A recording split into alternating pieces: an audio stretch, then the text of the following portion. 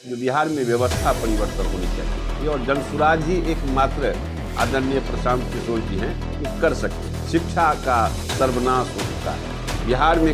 कोई कॉलेज कोई स्कूल सरकारी संस्था नहीं चल रहा है। 2005 से पहले तो बिल्कुल रूप से जंगल राज था। जंगल राज के बाद जो शासन में आई तो लगा जो 5 वर्ष अच्छा काम दिख रहा है। और ये तो 9 बार मुख्यमंत्री बने, पलटू राम हो गए, कभी इधर कभी उधर, कभी काम कर नहीं पाए, जनता को न्याय दे नहीं पाए। नमस्कार, आप देख रहे हैं क्या कहती है पब्लिक। मैं हूं आपके साथ दीक्षा। प्रशांत किशोर इन दिनों चुनाव में लगे हुए हैं और इसी के साथ उन्होंने बिहार बदलाव महारैली का आयोजन किया था पटना के गांधी मैदान में। लेकिन प्रशांत किशोर ने कहीं कहा था कि 10 लाख लोगों की भीड़ होगी और सारा मैनेजमेंट भी प्रशांत किशोर ने काफी बढ़िया तरीके से करवाया था। लेकिन बिहार बदलाव रैली के दिन देखा गया कि प्रशांत किशोर की जो रैली का समय था वो कहीं ना कहीं 2 बजे बताया गया था। लेकिन देखा गया कि 4 बजे तक लोगों की भीड़ जमा नहीं हुई और जो प्रशांत किशोर ने 10 लाख लोगों की आने की बात की थी वो लोग भी नहीं पहुंचे। कहीं ना कहीं कुर्सियां खाली रह गई। उसके बाद से लोग जो है वो कह रहे हैं कि प्रशांत किशोर की जो रैली है वो फ्लॉप हो गई, तो आगे चुनाव में भी प्रशांत किशोर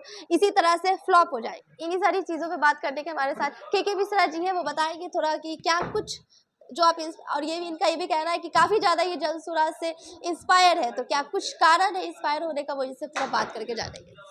बिहार तो ये बताइए कि जनसुराज से जो इतना ज्यादा इंस्पायर है वो क्या कारण है इंस्पायर होने का? बिहार में व्यवस्था परिवर्तन बहुत जरूरी है, जो जनसुराज ही कर सकता है। ये लोगों को इंस्पायर होने का मुख्य कारण यही रहा है। और जहाँ तक ये रैली का सवाल है, रैली वो सुपर फ्लॉप बता रहे इस रैली को लोग, खास करके विपक्षी। ये विपक्षी लोगों की ये ऐसी अवधारणा है। और हमें लगता है जो कुर्सियां खाली के संबंध में आपने जो कहा, यदि अगल बगल के लोग बैठ जाते तो कुर्सी से ज़्यादा लोग हो जाते।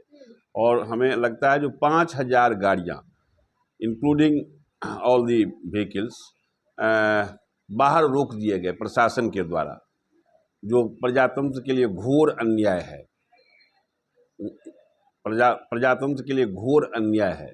और यदि सभी लोग इकट्ठे हो जाते तो निश्चित रूप से 7 से 8 लाख लोग गांधी मैदान में होता, तो शायद इससे ज़्यादा सफल रैली बिहार में इस दशक में कम से कम नहीं हुआ था। उसी दिन कन्हैया कुमार भी सीएम आवाज जा रहे थे और बिहार बदलाव पलायन रोको यात्रा कर रहे थे। इस पे क्या कहिएगा? कहीं ना कहीं कांग्रेस नेता कन्हैया कुमार भी काफी ज्यादा एक्टिव नजर आ रहे हैं अभी चुनाव में। कन्हैया कुमार एक अच्छे पर्सनैलिटी हैं, अच्छे विद्यार्थी रहे हैं, JNU के पढ़े लिखे हैं। उनका भी सोच इसी तरह का है। जो बिहार में नजर नहीं आते थे, लेकिन चुनाव से नहीं, कन्हैया कुमार बिहार के पैदाइश हैं। बिहार में उनका जन्मभूमि है, बेगूसराय के रहने वाले हैं और जवाहरलाल नेहरू विश्वविद्यालय के अच्छे विद्यार्थी रहे हैं और वहाँ से छात्र राजनीति शुरू किया है उन्होंने। तो उनका भी सोच यही है जो बिहार में व्यवस्था परिवर्तन होनी चाहिए।